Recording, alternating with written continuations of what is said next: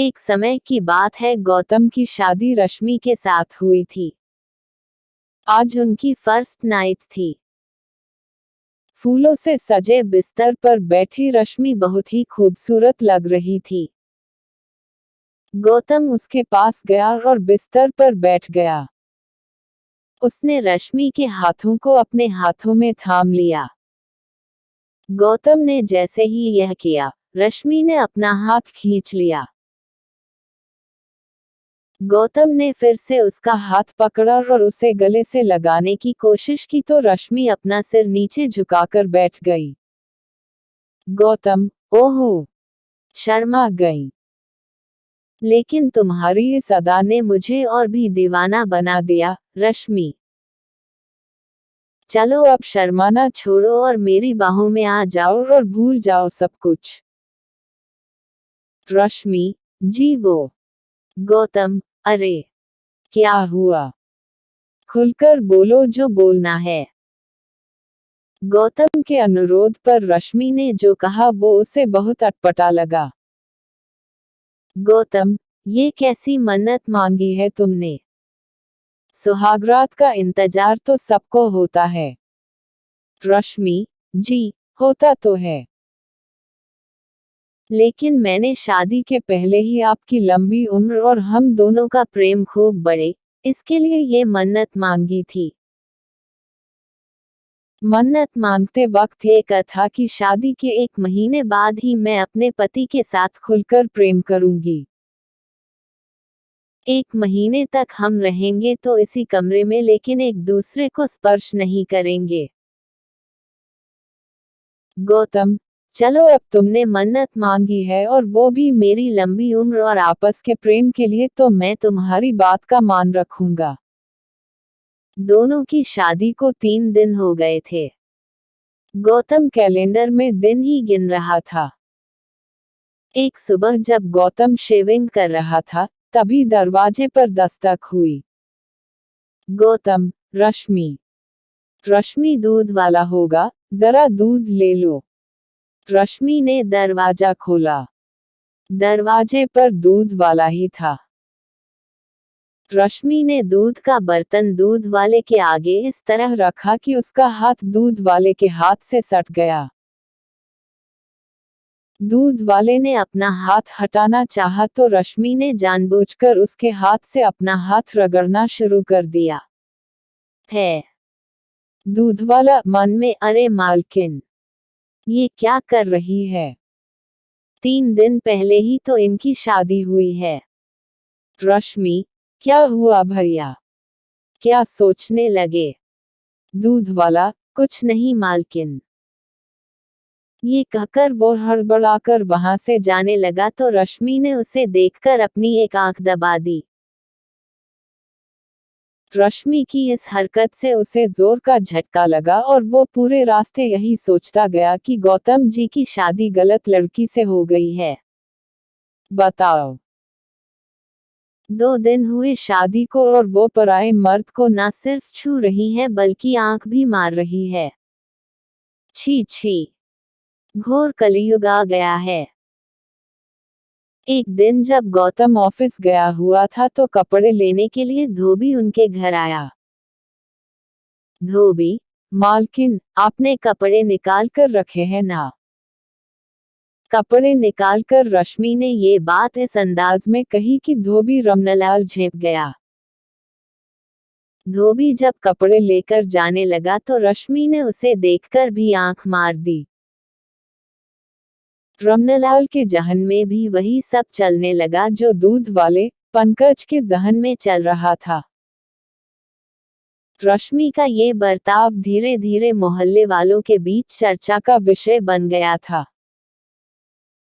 एक दिन जब गौतम ऑफिस से घर लौटा तो सोसाइटी के गेट पर खड़े गार्ड ने उससे कहा, गार्ड, राम राम साहब। गौतम, राम राम भाई, राम राम जी। गार्ड साहब, वो मुझे आपसे कुछ कहना था। गौतम, तुम्हें फिर से पैसा चाहिए? गार्ड, अरे नहीं साहब, कुछ और बात है। उसके बाद गार्ड ने गौतम से जो कहा उसे सुनकर गौतम का पारा 7वें आसमान पर पहुंच गया। गौतम, तुम पागल तो नहीं हो गए या होश खो दिए अपने? तुम्हें पता भी है तुम मेरी पत्नी के बारे में क्या कह रहे हो? गार्ड साहब, मैं झूठ नहीं बोल रहा हूँ। आप जब ऑफिस चले जाते हैं तो मेम साहब हर दिन मुझे बुलाती है। कभी मेरा हाथ पकड़ती है और कभी आंख मारती है। गौतम, देखो, तुम बर्दाश्त की सीमा मत लांघो नहीं तो तुम्हारी शिकायत मैं सोसाइटी में कर दूंगा। तुम्हारी नौकरी चली जाएगी। यह कहकर गौतम वहां से निकल गया। लेकिन कुछ दिनों बाद जब दूध वाले और धोबी ने यही बात गौतम से कही तो वह सोचने पर मजबूर हो गया। गौतम मन में, ये सब लोग रश्मि के बारे में ऐसी बातें क्यों कर रहे हैं? मुझे तो कहा कि उसने मन्नत मांगी है। मुझे छूने तक से मना कर दिया और गैर मर्दों को वो आंखें मार रही है। मेरी गैरहाजिरी में उन्हें घर बुला रही है। नहीं नहीं, ऐसा नहीं हो सकता है। लोग झूठ बोल रहे हैं। लेकिन सभी लोग झूठ क्यों बोलेंगे? क्या करूं मैं? रश्मि से बात करूं क्या? नहीं नहीं, उसे बुरा लग गया तो। गौतम रश्मि से प्यार करता था इसलिए उसने लोगों की बातों पर कोई ध्यान नहीं दिया। लेकिन एक बात जो उसने महसूस की वो ये थी कि रश्मि किसी से घंटों फोन पर बातें करती रहती है। एक बार जब उसने उससे पूछा कि वो किससे बातें कर रही थी तो उसने कहा, यहाँ पर फोन पर बात करने में भी कोई पाबंदी है क्या? गौतम, पाबंदी? नहीं तो कोई पाबंदी नहीं। रश्मि, मैं अपनी दोस्त से बातें कर रही हूँ। शर्मिला नाम है उसका। हम बेस्ट फ्रेंड है। लेकिन मेरी शादी हो गई यहाँ दिल्ली में और वो शादी करके दुबई चली गई। अब हमारा मिलना जुलना ज्यादा संभव तो है नहीं, इसलिए हम फोन पर ही बातें करते हैं। आपको यकीन नहीं हो रहा है तो ये लीजिए फोन और मेरी दोस्त से बात करिए। ये कहकर रश्मि ने मोबाइल गौतम की ओर बढ़ा दिया। गौतम ने अपना सिर झुकाकर रश्मि की बात मान ली। वो मन ही मन बहुत दुखी भी हुआ कि उसने अपनी पत्नी पर शक किया। गौतम, क्या हो गया है मुझे? मैं अपनी पत्नी पर शक कर रहा हूँ। उस पत्नी पर जिस बेचारी ने मेरी लंबी उम्र के लिए मन्नत मांगी है। मैं बहुत ही बुरा आदमी हूँ यार, बहुत बुरा। वो बेचारी अपना सब कुछ छोड़कर मेरे पास आई है और मैं उसके साथ ऐसा बर्ताव कर रहा हूँ, शक कर रहा हूँ उस पर। उसने अपनी पत्नी से माफी मांगी। एक रात की बात है। गौतम गहरी नींद में था तभी रश्मि बिस्तर से उठी और दूसरे कमरे में जाकर फोन पर बातें करने लगी। रश्मि, निरंजन, मैं अपनी हरकतों से पूरी कोशिश कर रही हूँ कि मेरा पति गौतम मुझे छोड़ दे। लेकिन वो तो जोंक की तरह चिपक गया है मुझसे। देखो निरंजन, मैं तुम्हारे बिना जी नहीं सकती।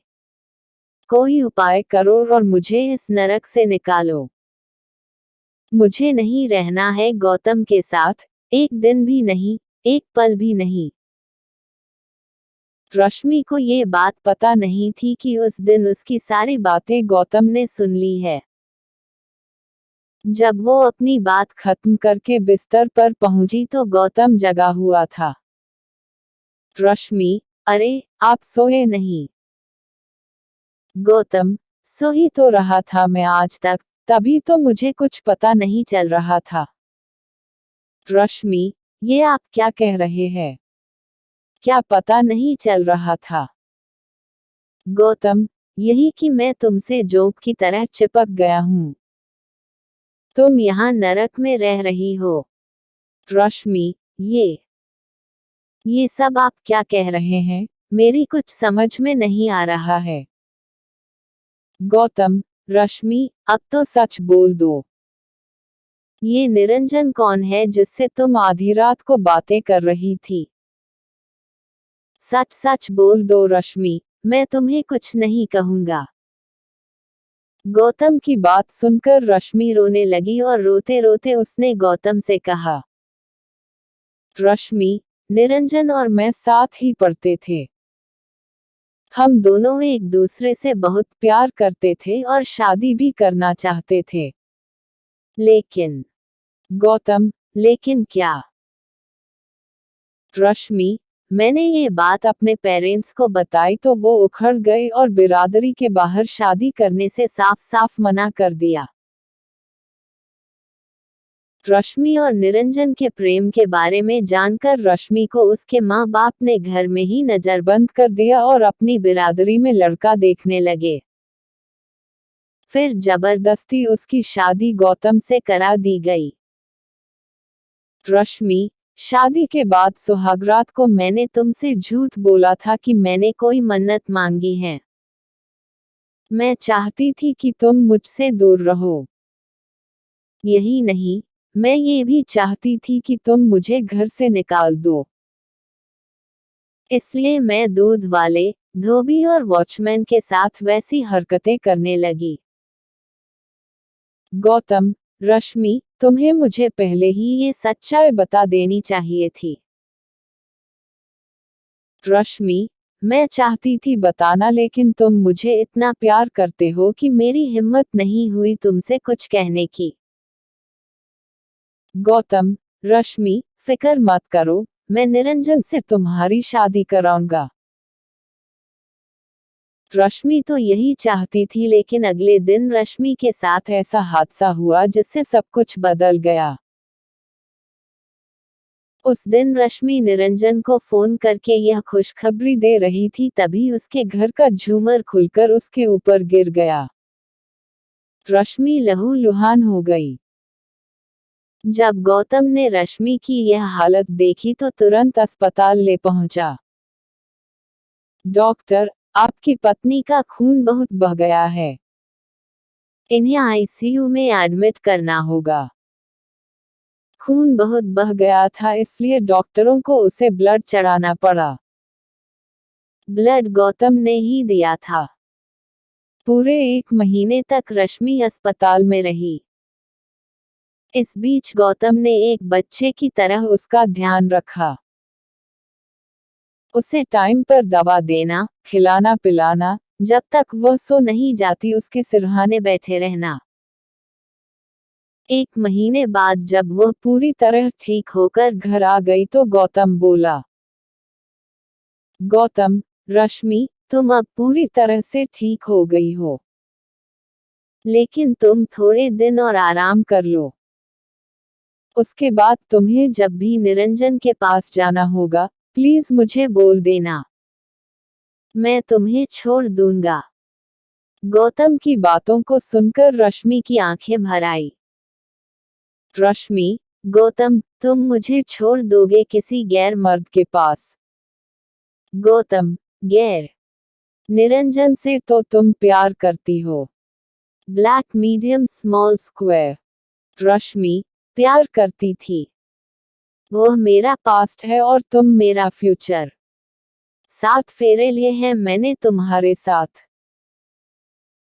मैं मानती हूँ कि मुझसे गलती हुई है लेकिन मैं दावे के साथ कह सकती हूँ कि तुमसे ज्यादा प्यार मुझे कोई नहीं कर सकता। Gautam, I love you. I love you, Gautam. I really love you. मेरी गलती के लिए मुझे माफ कर दो और मेरे गले लग जाओ। गौतम रश्मि से बहुत प्यार करता था। जो प्यार करते हैं वो दूसरे की गलती को दिल से नहीं लगाते बल्कि माफ कर देते हैं। गौतम ने रश्मि को माफ कर दिया और दोनों ने नए सिरे से अपना जीवन जीना शुरू कर दिया।